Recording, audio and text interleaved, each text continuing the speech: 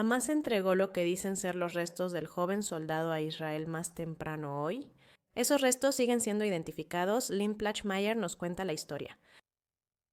El cuerpo del rehén, que se cree es el teniente Hadar Goldin, está siendo repatriado a Israel, según dijeron funcionarios de Hamas.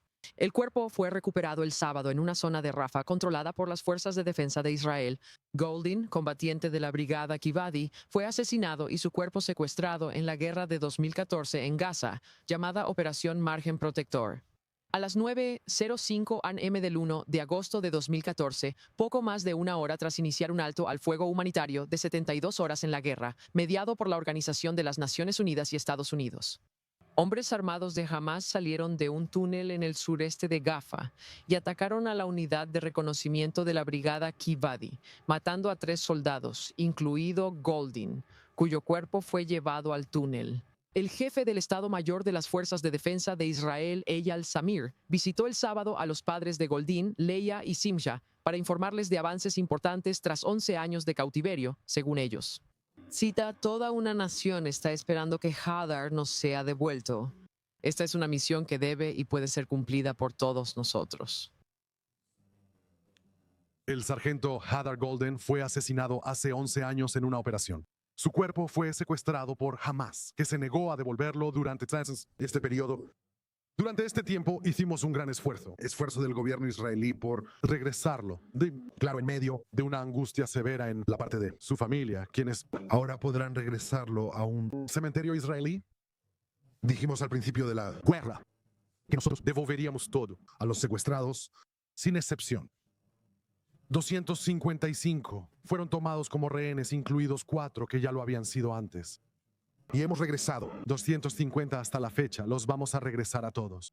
Familias de rehenes y manifestantes se reunieron el sábado por la noche en Tel Aviv para pedir el retorno de los rehenes fallecidos que aún permanecen. Hablaron los rehenes liberados y Ron Broslavsky, quien la semana pasada compartió su desgarrador testimonio sobre agresiones sexuales sufridas en cautiverio. Es nuestro deber traer a todos de regreso y nunca detenernos. Y aunque tome otros 20 años, 30 años, nosotros continuaremos para luchar por todos. Seguiremos llegando a cada lugar, sea Líbano, Siria o Irán. No nos detendremos en ningún semáforo, ni rojos ni verdes. Continuaremos con todas nuestras fuerzas. Los cuerpos de 4 rehenes siguen siendo retenidos en la franja de Gaza. Hace unos momentos, la oficina del primer ministro confirmó que esos eran los restos del soldado Hadar Goldin. Ahora vamos a la casa de la familia Goldin. Nuestra corresponsal Bali Sadin se une a nosotros ahora. Bali, nos acabamos de enterar que esos eran los restos del soldado Hadar Goldin. Ahora han sido devueltos después de más de 11 años en Gaza. Esto pone fin a una larga y ardua campaña para la familia Goldin. Por supuesto. Sí, exactamente. Y hablemos de eso mientras estamos presenciando aquí a los amigos de la familia. Todos están aquí para apoyar a la familia. Por supuesto, en este momento tan difícil, pero muy complejo, digamos. Y la gente aquí se está abrazando y, por supuesto, esperando la declaración que dará la familia dentro de una hora a las 8 p.m. hora de Israel. Entonces, el proceso de identificación sí se completó y el Centro Nacional de Medicina Forense confirmó que los restos que fueron traídos de regreso a Israel ahora son oficiales. Pertenecen a Hadar Goldin y cayeron el 1 de agosto de 2024. Y esto también es importante porque jamás, en ningún momento, jamás dijo que Hadar Goldin no estaba entre los vivos. Israel creía que tenían la evidencia de que él fue asesinado en 2014 y que solo sus restos están siendo retenidos en Gaza. Y ahora la confirmación también por parte del Centro de Medicina Forense en Israel. Ahora, este es por supuesto un momento en el que la familia necesita, después de todo este tiempo, tener el tiempo para asimilar todo lo que está sucediendo. Pero nuevamente vamos a escuchar de ellos en una hora su declaración sobre el regreso de su hijo después de todos estos años en cautiverio. Y danos una idea de lo importante que esto es para todo el país hoy. Valier, por supuesto. La retención de Hadar Goldin. por encima de todo. Todos estos años previos a los ataques del 7 de octubre realmente ha sido un pensamiento en la conciencia del pueblo israelí. Hasta ahora, ¿no es así? Sí, claro, porque hablamos de 11 años en cautiverio. La familia misma sí tuvo, o de hecho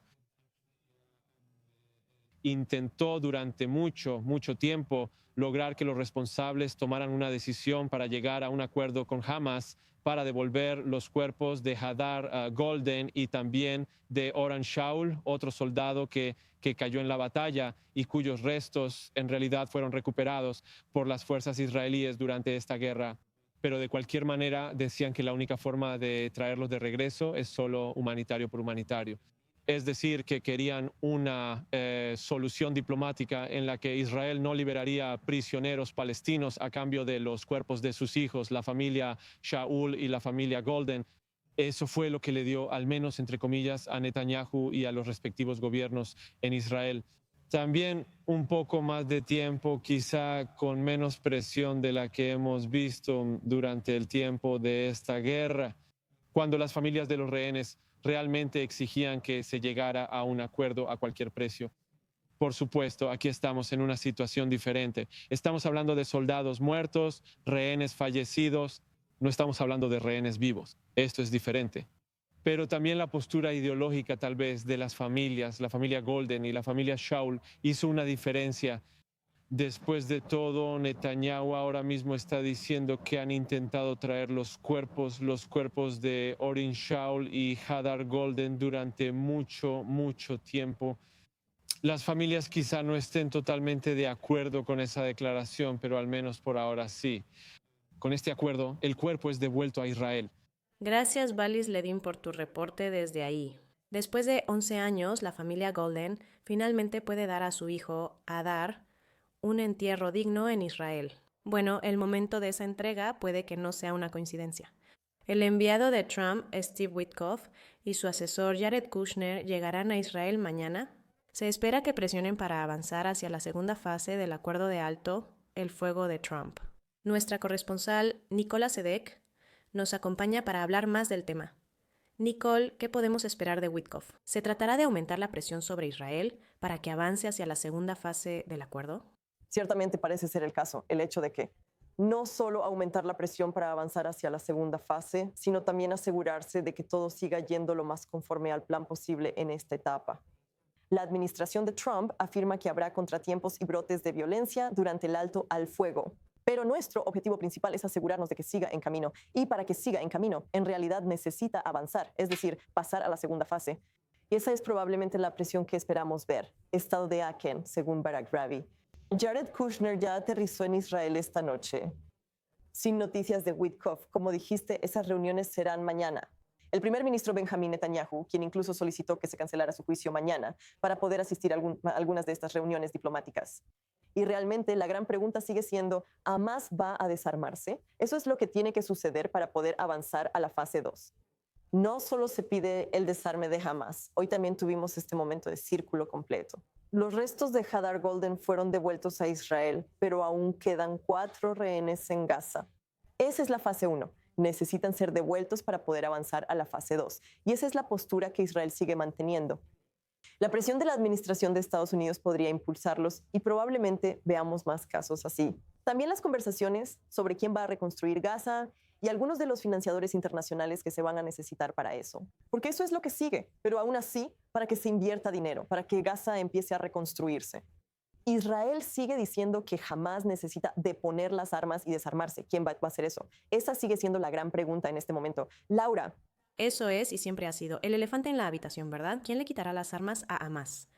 Pero, ¿qué hay de los planes para esta fuerza de seguridad internacional que el presidente Trump dice que es fundamental para su plan? Se supone que esto tomará el control de la seguridad en Gaza en algún momento.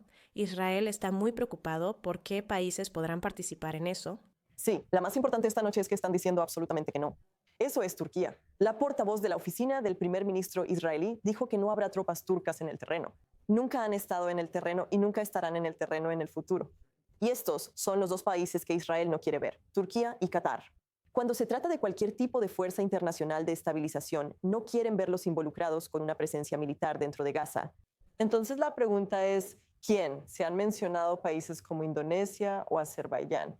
Pero aún así, cuando se trata del papel de esta fuerza internacional de estabilización, el presidente de Estados Unidos dice que va a desempeñar un papel enorme en asegurar el futuro de Gaza. Pero aún así, realmente no sabemos qué papel va a tomar. ¿Van a ser ellos quienes realmente desarmen a Hamás o están implementando más bien una situación tipo fuerza de paz de la Organización de las Naciones Unidas? Porque eso también depende de qué países quieran involucrarse. La semana pasada escuchamos a Jordania decir, escuchen, cuando se trata de implementar y mantener la paz, estamos de acuerdo con mantener la paz, pero no estamos de acuerdo con imponer la paz. En realidad, quitarle las armas a Hamás. Probablemente esa será la postura que adopten muchos de estos países. Pero una vez más, mientras esos países definitivamente no sean Turquía y Qatar, entonces tal vez Israel pueda estar más de acuerdo. Pero aún hay mucha vacilación de Israel. Veremos qué traen los diplomáticos estadounidenses mañana. Gracias, Nicole. Bueno, mientras tanto, Israel sigue atacando objetivos en el sur del Líbano en medio de una creciente frustración por el fracaso en desarmar a Hezbollah. Israel acusa al grupo de contrabandear cohetes desde Siria al Líbano y restaurar lanzadores bombardeados por Israel. ¿Y han reclutado a miles de nuevos integrantes? Mi siguiente invitada dice que esto no debe afectar las posibilidades de paz entre Líbano e Israel. La ley libanesa prohíbe el contacto entre ciudadanos libaneses e israelíes. ¿Eso podría cambiar conmigo ahora? Hanin Gadar, investigadora del Instituto de Washington para la Política del Cercano Oriente, publicó el informe Una hoja de ruta para la paz entre Israel y Líbano. Hanin, un gusto tenerte en el programa. Gracias por estar aquí. Muchas gracias por invitarme de nuevo. Estoy feliz de estar aquí. Ahora parece que, lejos de desarmarse y llegar a un acuerdo de paz, Beirut va a tener que enfrentarse a otra guerra entre Israel y Hezbollah, porque Israel ha dejado claro que no va a tolerar que Hezbollah se rearme, mucho menos que se desarme y represente una amenaza desde el norte. Correcto. Esto es lo que todos esperan. Los mensajes son claros y directos con las amenazas y el hecho de que el ejército libanés tuvo un año desde que se alcanzó el alto al fuego para desarmar a Hezbollah. Seguimos atacados en el sur del Líbano, al sur del río Litani, y la misión aún no se ha cumplido. Escuchamos vacilaciones del lado libanés sobre el desarme total, a veces lo llaman contención en vez de desarme. Y a veces el ejército dice que necesitan que los israelíes dejen de atacar para poder hacerlo, así que esta condición no es tranquilizadora. Por eso asumimos que hay algo que el acuerdo de alto el fuego realmente no abordó. Y creo que este es el problema principal. Por eso estamos aquí hoy, porque el alto el fuego del año pasado no estableció cronograma ni fecha límite. El gobierno libanés, el ejército libanés, no tiene este tipo de ultimátum ni presión de un cronograma para realmente desarmar a Hezbollah. Tómense el tiempo que quieran. El acuerdo de alto el fuego no fija fecha límite para el desarme. Ese es el problema. Y por eso creo que cuando escribimos este estudio, mis colegas y yo, Ehud Yari y Robert Satlov, la idea era que estamos viendo otra guerra.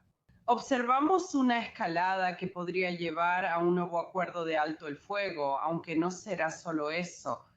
Mientras hacemos esto, mientras analizamos los temas de seguridad, mientras vemos los problemas de seguridad fronteriza, las perspectivas de guerra, la escalada que está ocurriendo dentro del Líbano.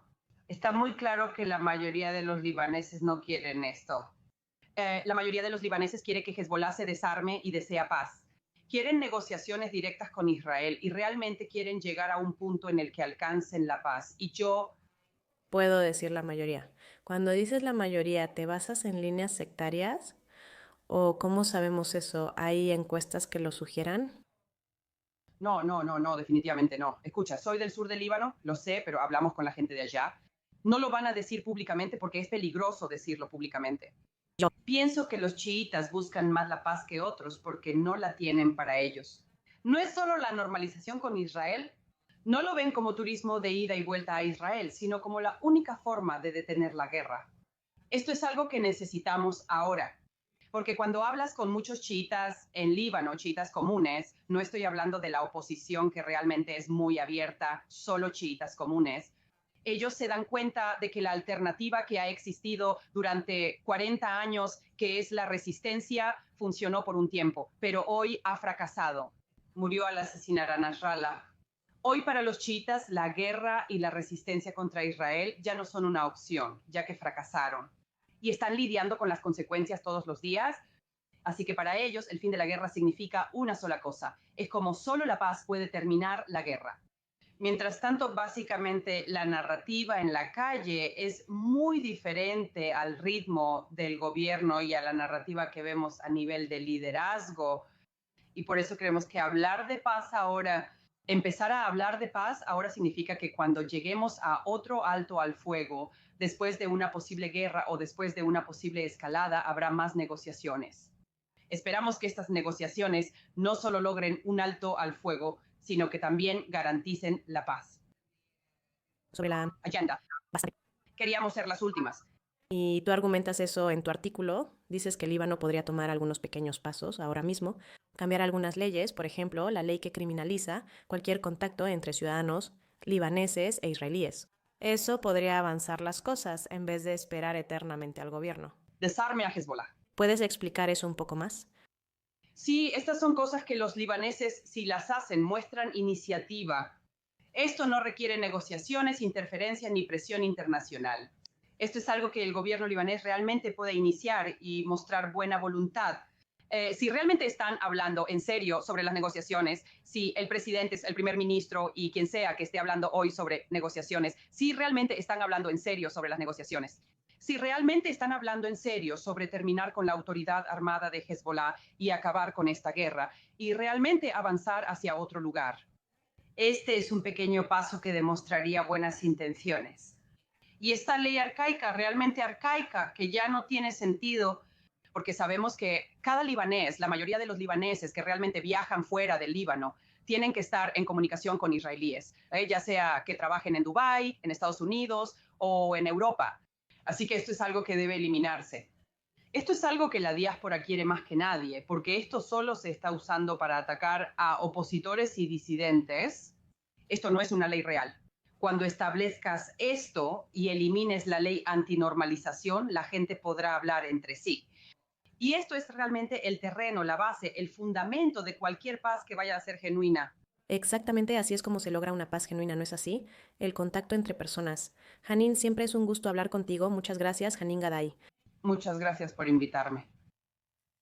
Turquía ordenó arrestar al primer ministro Benjamín Netanyahu y a otros 36 altos funcionarios políticos y militares el fin de semana por cargos de genocidio en Gaza. Se informa que la orden de ejecutar las órdenes de arresto provino directamente del presidente Erdogan. Alegan que las fuerzas de defensa de Israel atacan sistemáticamente a civiles e infraestructura en Gaza, bloquean ayuda humanitaria y el acceso a asistencia médica. Para más información podemos ir a Estambul con la periodista Ayla Yakli. Es un gusto tenerte, Ayla. O sea, el presidente Erdogan ha estado acusando enérgicamente a Israel de crímenes de guerra y crímenes de lesa humanidad prácticamente desde el primer día de la guerra. ¿Por qué estas órdenes se emiten hasta ahora?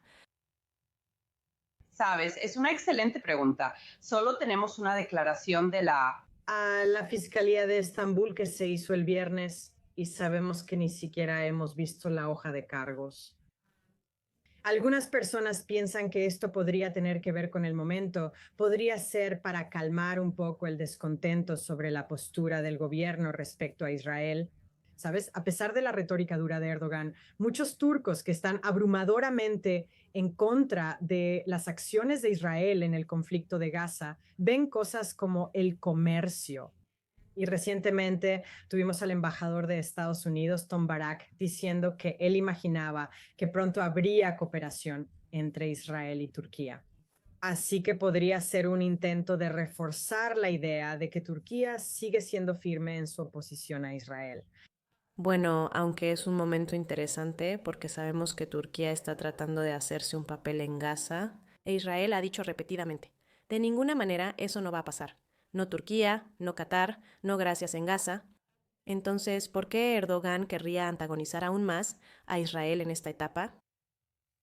Tal vez están tomando a los israelíes en serio, tal vez ven que el hecho de formar parte de las fuerzas de estabilización es cada vez menos probable. También se informa que hay oposición de Egipto. Así que podría ser un reconocimiento de eso, o podría ser un intento de mostrar que Turquía todavía puede causar problemas. Digamos que es una buena pregunta sobre qué tan fuerte podría ser esta acusación.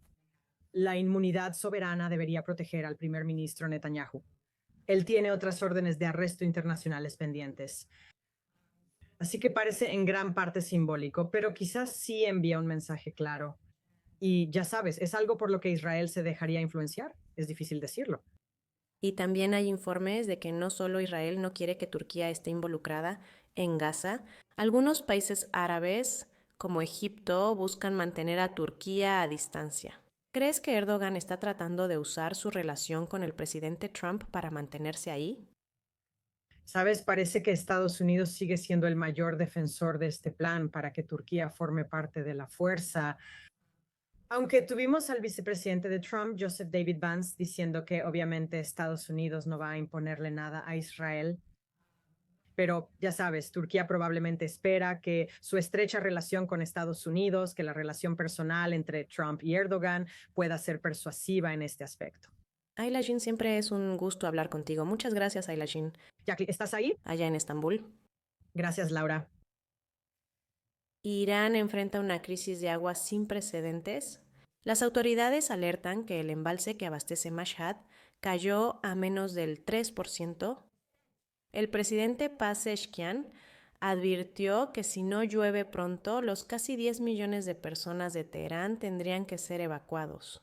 Ahora invitamos a Kavish Sharrouz, abogado y miembro senior del Instituto McDonald Laurier. Qué gusto verte, Kavi. Gracias por acompañarnos. Este problema es enorme, decirlo se queda corto. Estamos hablando de que el 10% de los embalses de Irán se han secado por completo. ¿Cómo es posible que Irán haya llegado a esta situación? Es un gusto estar contigo, Laura. Quienes han seguido de cerca a Irán lo han advertido desde hace tiempo.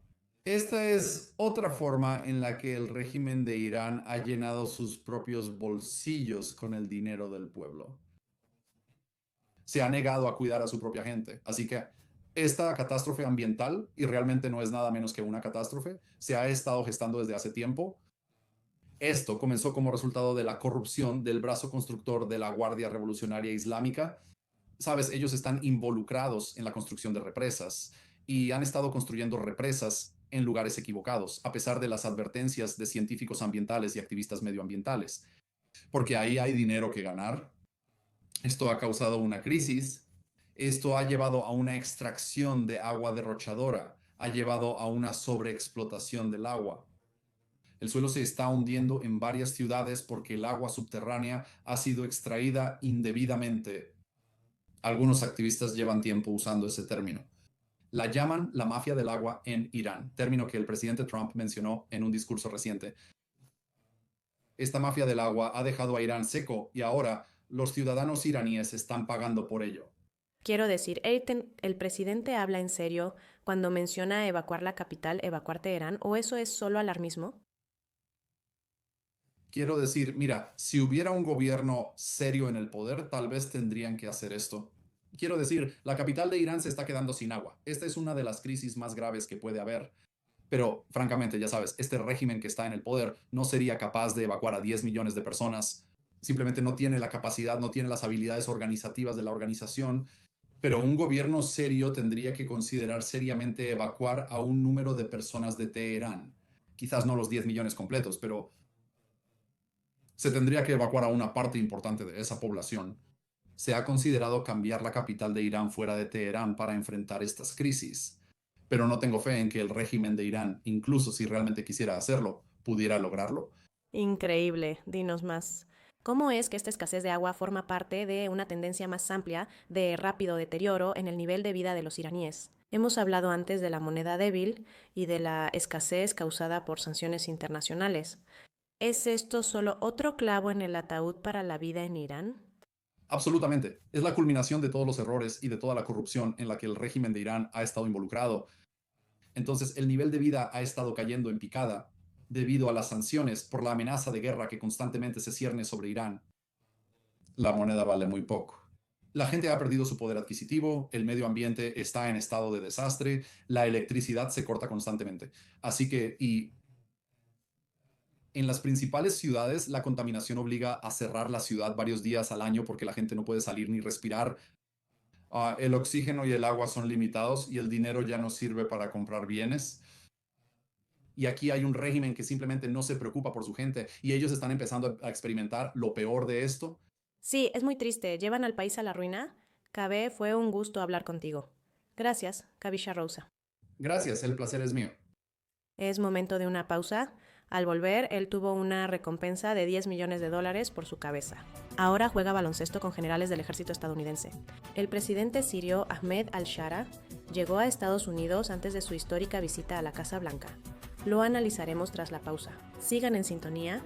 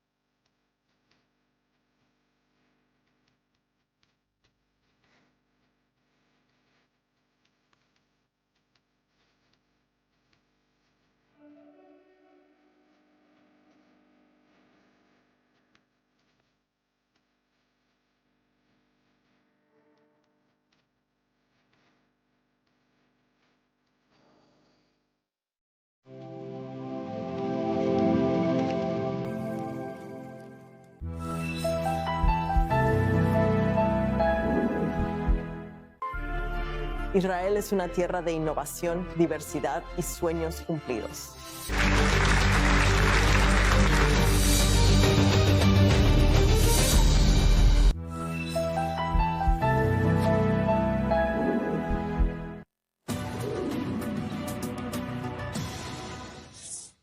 Bienvenidos de nuevo. El presidente interino de Siria, Ahmed al-Shara, llegó a Washington antes de reunirse mañana con el presidente Trump. Al-Shara, excombatiente de Al-Qaeda con una recompensa de $10 millones, será el primer líder sirio en visitar la Casa Blanca. Previo al viaje, el gobierno de Al-Shara informó sobre redadas contra células de Estado Islámico de Irak y Siria en el país. Más en este informe. Ahmed al-Shara, presidente de Siria, llegó a Estados Unidos para una visita inédita que incluye una reunión con el presidente estadounidense en la Casa Blanca. El fin de semana, Estados Unidos, Gran Bretaña y el Consejo de Seguridad de la Organización de las Naciones Unidas levantaron sanciones al presidente sirio y exmilitante islamista para permitir su visita. El resultado de la votación es el siguiente. 14 votos a favor, 0 votos en contra, 1 abstención. Hay un nuevo gobierno sirio en funciones, encabezado por el presidente Ahmed al-Shara, que está trabajando arduamente para cumplir con sus compromisos en la lucha contra el terrorismo y los narcóticos, en la eliminación de cualquier resto de armas químicas y en la promoción de la seguridad y la estabilidad regional. La visita marca un punto de inflexión para Siria, mientras las fuerzas de al-Shara arrestan células de Estado Islámico de Irak y Siria en la región siria. Se espera que las expansiones de los acuerdos de Abraham, comenzando con acuerdos de seguridad con Israel, así como la presencia militar de Estados Unidos cerca de Damasco, sean el enfoque de la reunión con Trump. ¿Se ha logrado mucho progreso con Siria? Eso es difícil, pero se ha logrado mucho progreso. Quitamos las sanciones por petición de Turquía, aunque en realidad fue por Israel. Su visita es histórica, siendo quizá la primera de presidentes sirios a la Casa Blanca en 70 u 80 años. Esta visita, tan histórica como es, marca el gran salto que el nuevo gobierno sirio está dispuesto a dar por y en la región. Ahmed al-Shah se reunirá mañana en la Casa Blanca con el presidente Trump. Este mes, el príncipe heredero saudita, Mohammed bin Salman, volverá a la Casa Blanca para dialogar con Trump. Trump ha dejado claro que quiere anunciar un acuerdo de normalización entre el Reino y Israel. Pero según los informes, Riad ha estado endureciendo sus condiciones para la paz. Dice que Israel debe comprometerse con una hoja de ruta creíble hacia un Estado palestino, algo políticamente casi imposible en Israel. Nicole Senek nos acompaña para explicarlo. Han sido meses difíciles, ¿cierto? Aquí en Israel esperábamos ver algún tipo de, si no un acuerdo de paz, entonces acuerdos de normalización tanto con Siria como con Arabia Saudita. El jueves pasado nos sorprendió que Kazajistán se uniera a los acuerdos de Abraham. Definitivamente no era el país que nadie esperaba. Laura, incluso el jueves, cuando Steve Witkoff anunció que otro país se uniría a los acuerdos de Abraham. Al principio todos se emocionaron, Brett, pero una hora después, al salir reportes de que sería Kazajistán, muchos se desanimaron. Esto no significa que no sea una buena noticia, solo que es algo confuso. Israel y Kazajistán mantienen relaciones diplomáticas desde hace 30 años, desde principios de los 90. ¿Qué significa esto realmente? Parece Israel podría estar menos involucrado y se trata más de Washington y Kazajistán, básicamente de Washington. La administración de Trump realmente está tratando de consolidar su presencia en Medio Oriente, consolidar sus alianzas dentro de Medio Oriente. ¿Por qué Kazajistán? ¿Esto fortalece la alianza entre Estados Unidos, Israel y países árabes contra Irán? ¿Por qué Kazajistán? También es importante señalar que geográficamente está justo debajo de Rusia y no está tan lejos de Irán. Pero también el simple tamaño de este país, así como lo que hay dentro del país. Recursos. Tiene muchos recursos diferentes de los que Estados Unidos ciertamente podría beneficiarse, incluso uranio. Es el principal exportador de uranio, así que parece ser más por ventaja económica. Eso también podría ser lo que la administración de Trump está tratando de hacer, expandiendo estos acuerdos de Abraham. No se trata solo de aliarse con Israel, como vimos con los países que firmaron los acuerdos de Abraham, pero tal vez hablando de una nueva era de los acuerdos de Abraham. La gente espera, Laura, que esto impulse las cosas. Los acuerdos de Abraham y Siria vuelven a los titulares. El presidente sirio visita Estados Unidos y Mohammed bin Salman también tiene planeado venir. Esto provoca que la gente lo comente más, por lo que podría ser un tema importante en sus reuniones. No es probable que ayudemos con esos grandes titulares de las reuniones. Sí, esto se ve como una especie de voto de confianza en Israel por parte de un país musulmán, pero sí, no es el acuerdo que esperábamos, pero no lo somos. Nicole, gracias. Bueno, la semana pasada, Israel declaró la frontera con Egipto como una zona militar cerrada debido al contrabando de armas mediante drones desde Egipto. Bueno, ahora Israel está mirando hacia su frontera oriental ante el temor de una invasión desde Jordania. La corresponsal militar Gino Shalom habló en exclusiva con el comandante de la Brigada del Valle del Jordán y presenta su informe.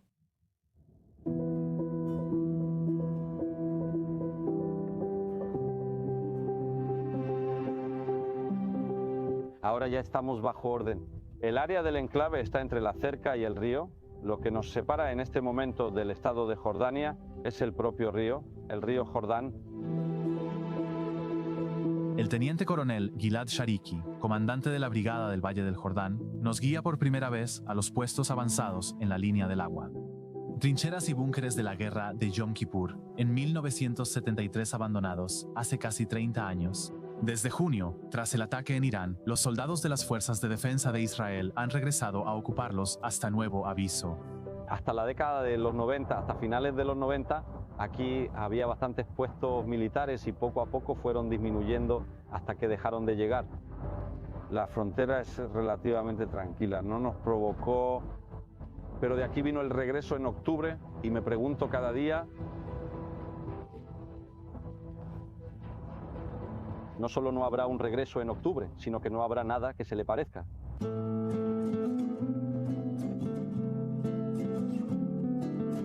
Bienvenidos. Llegamos al puesto de vigilancia Búho, que es uno de los puestos de la línea de agua que estamos devolviendo al uso.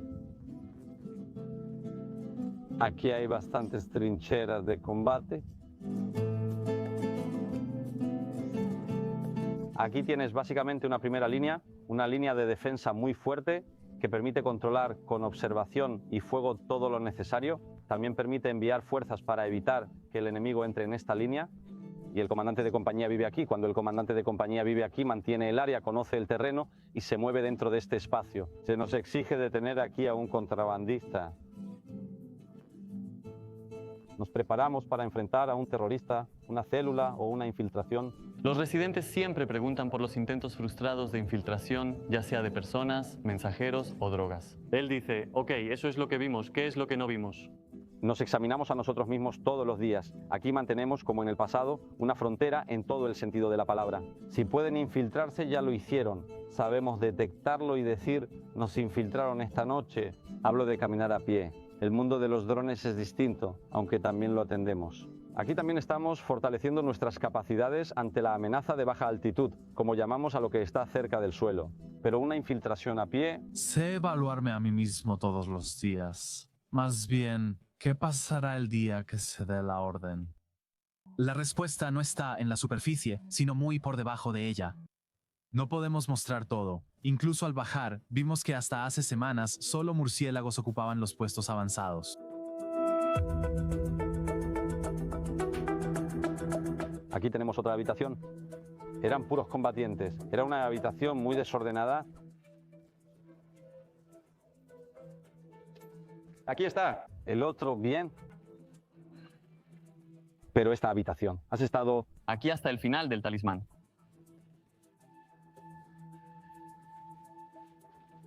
¿92? Del 4 al 10, al 4 al 11 del 92.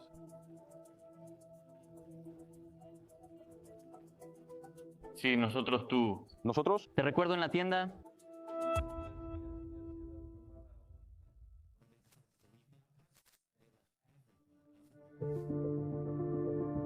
Escena emocionante hoy, restableciendo el sitio. También puedes escuchar el sitio de Kamai y las olas. Tras el 7 de octubre, las fuerzas de defensa de Israel comprendieron que solo una advertencia de inteligencia no bastaba. Los soldados deben estar listos hasta el final, preparados para cualquier escenario posible. No podemos ir y volver a los lugares más cómodos para nosotros. Siempre que estemos en el campamento, debemos estar listos para un ataque sorpresa. Para lograr eso, tenemos que vivir cada día sabiendo que esto puede pasar aquí esta noche. Desde la frontera este, aunque aquí es una frontera pacífica, también aquí probablemente esta sea la siguiente zona en la que los iraníes querían actuar y lo aprecio. En los próximos años enfrentaremos más amenazas aquí. Los escenarios son diversos. Ataques de Irán, jóvenes que cruzan la frontera o aldeas palestinas en Jordania. Todo debe considerarse. Aquí, los agricultores israelíes y jordanos viven lado a lado, separados solo por el agua. Sí, aquí hay un gran desafío. En este contexto, el ejército jordano podría ser nuestro enemigo. El enemigo, si quieres, no son las tropas que pueden establecerse aquí sobre la base de la carretera 90, ya sea una intervención iraní o un enemigo como los hutíes o alguien más que pueda establecerse aquí. Tal vez haya algunos palestinos frente al país donde estamos. ¿Qué quieres decir? La mayoría aquí es palestina. La batalla en Gaza también es todo tipo de sentimientos como este y otros, y lo vemos en la figura, la capacidad de estas y otras fuerzas para organizarse aquí frente a nosotros. Al final del día, Israel mantiene contacto con el socio, un nombre en clave para Jordania. La coordinación es muy buena, dice el teniente coronel Shriki, pero respecto al futuro, siempre será un caso de respetarlo y sospechar de él. Pero si decidimos que será en un puente, habrá un puente y será estable y seguro. El puente que ves aquí ya no se usa. En el Jordán hay 4 puentes que fueron bombardeados en la noche de los puentes, y este es uno de ellos. Estamos más cerca de la explosión de un puente o de la construcción de un puente aquí. Que se derrumbe y que...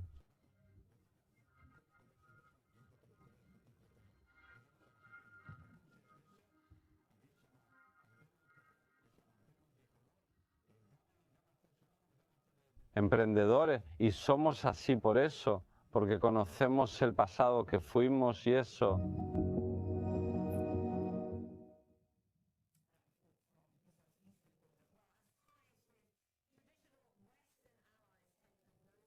Israel trabaja discretamente para fortalecer relaciones con países africanos.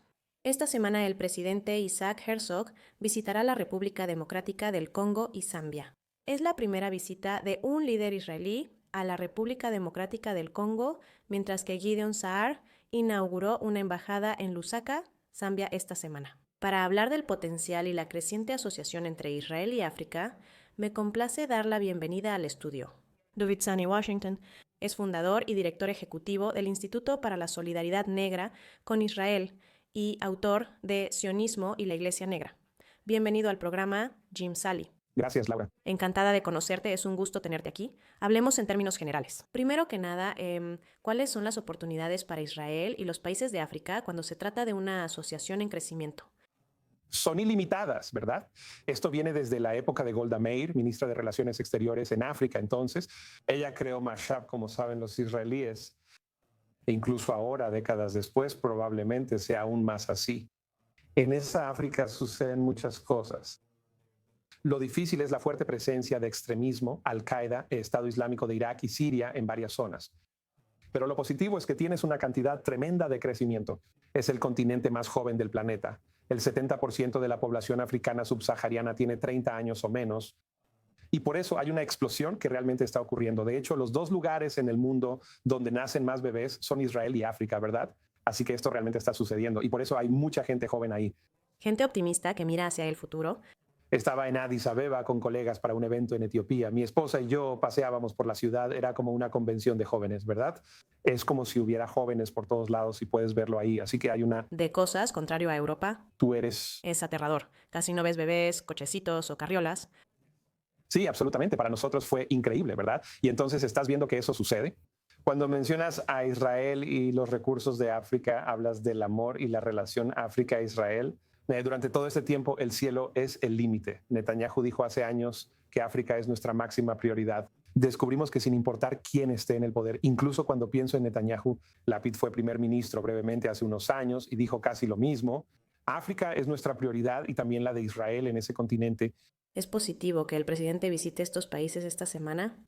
La agricultura es clave en la relación, ¿no es así?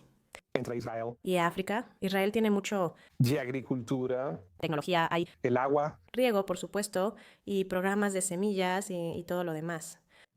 Y por supuesto existen estos programas de intercambio, y eso trajo al joven Joshua Molel a Israel desde Tanzania. Y trágicamente Hamas lo asesinó brutalmente el 7 de octubre.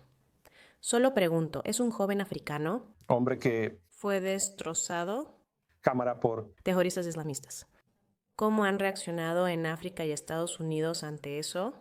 Ha habido una intensificación, especialmente desde que surgieron las imágenes del 7 de octubre. Tenemos muchos colegas africanos, pero especialmente de Sudán y Nigeria. Básicamente nos dijeron que eso nos pasa a nosotros cada semana. Cuando vieron lo que hizo Hamas, mencionaron a Boko Haram y los pastores Fulani en Nigeria. Si estás en Sudán, ya sea con John Dewey o las fuerzas de apoyo rápido, hay diferentes luchas y enfrentamientos. Hay millones de africanos siendo desplazados, asesinados y torturados y todas estas cosas. Así que ellos entienden lo que es la violencia extremista. Así que para ellos fue reafirmar aún más su postura respecto a Israel. Hubo una gran muestra de amor, hubo mucho entendimiento. Cuando vimos la historia de Josh Bonau y la compartimos, mi hijo también hizo un artículo sobre eso. Y no solo el asesinato de ese joven, sino la celebración alrededor de eso y luego la mutilación, todas esas cosas horribles. Muchas personas, incluso aquellas que no estaban en el entorno de Israel ni nada por el estilo, vimos en las redes sociales que su respuesta fue que fue algo que les abrió los ojos.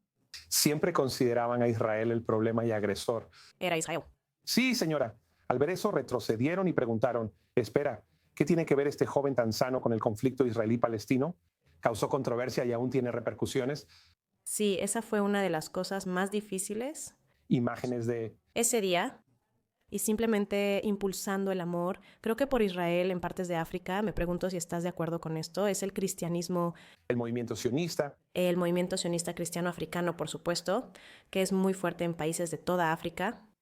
Al mismo tiempo, en Estados Unidos tienes a personas como Tucker Carlson, el conductor de medios de extrema derecha, intentando hacer algo muy extraño, que es separar el cristianismo de sus raíces en el judaísmo y, por supuesto, de las raíces del judaísmo en Israel. ¿Cómo contrarrestas eso? ¿Qué opinas?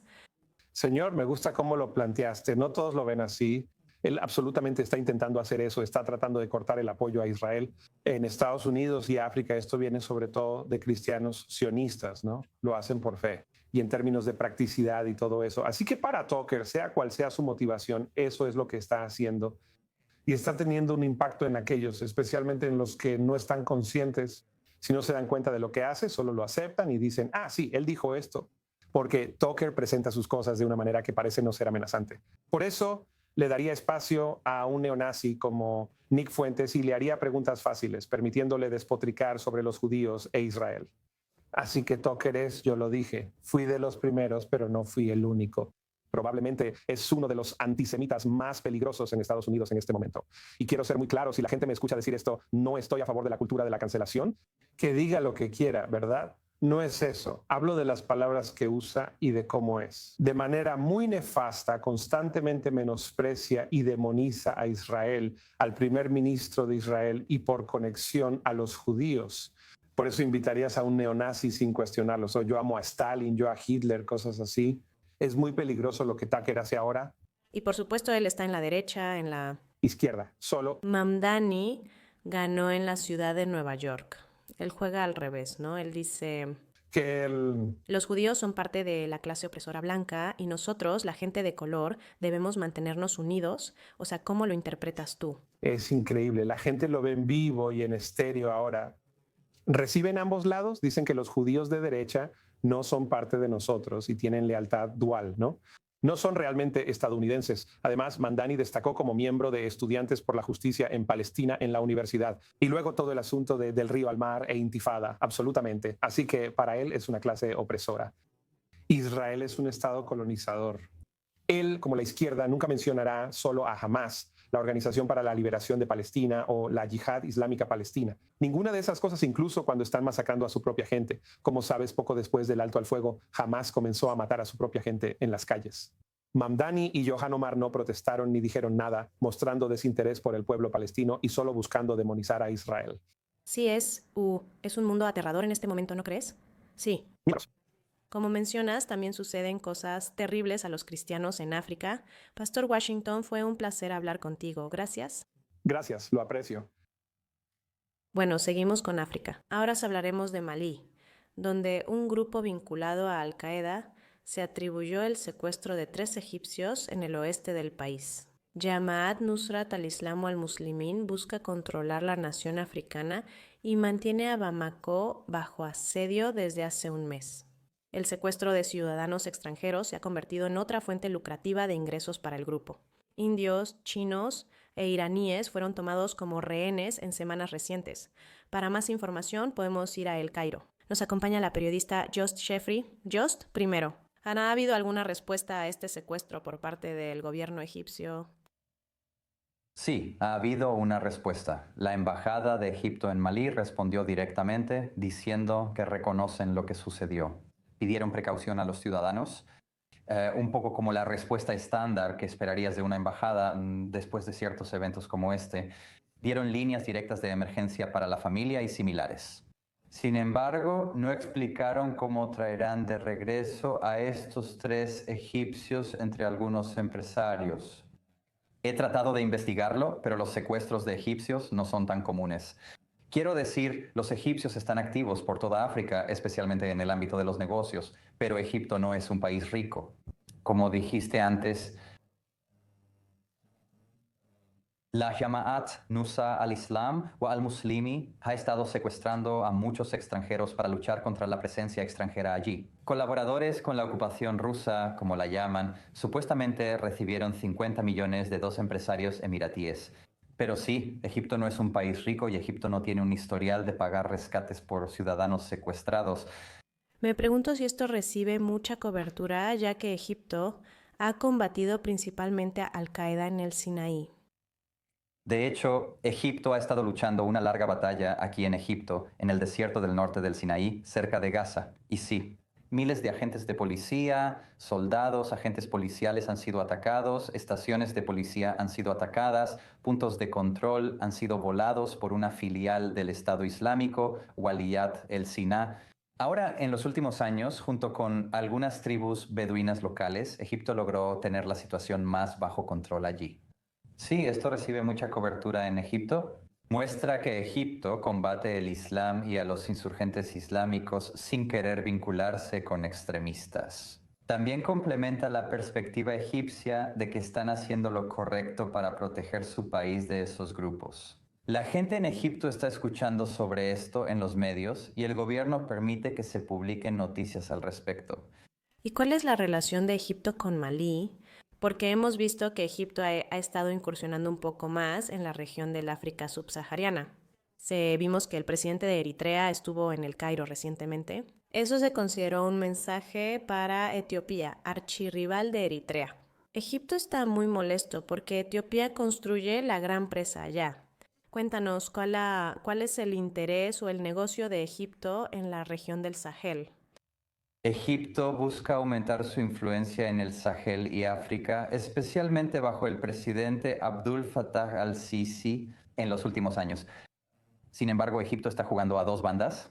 Como dijiste, tienen problemas con la gran presa del renacimiento de Etiopía y están tratando de mantener una relación con Eritrea.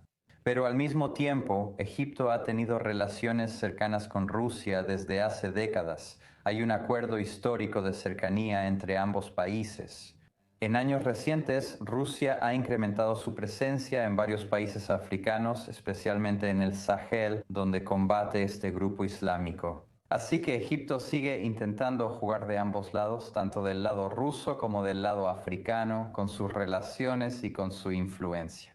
Porque sí, Egipto no quiere dejar a Rusia. Egipto nunca, jamás va a criticar a Rusia por las cosas que están haciendo aquí en África. Hacerse de la vista gorda o estar de acuerdo con eso. Pero al mismo tiempo, Egipto también quiere tener esas relaciones con los países africanos en este momento. Jost, fue un gusto hablar contigo. Gracias por la actualización, chef, desde el Cairo. Ahora pasamos a la cafeína de lujo en los Emiratos Árabes Unidos. Ahora una cafetería en Dubái está sirviendo lo que se considera el café más caro del mundo, casi $1,000 por taza. Entonces, ¿qué es exactamente lo que lo hace valer ese precio? No me lo puedo imaginar. Este reportaje lo analiza más de cerca. Es el último símbolo del gusto de Dubái por el lujo, y esta vez está en una taza. En el Café Goulet, una sola 980 pesos hecha con nito. 7 granos geisha cultivados junto a un volcán en Panamá y subastados por más de $500,000. Solo hay 20 kilos de estos granos. Juliette compró todo el lote, así que este café solo se prueba aquí.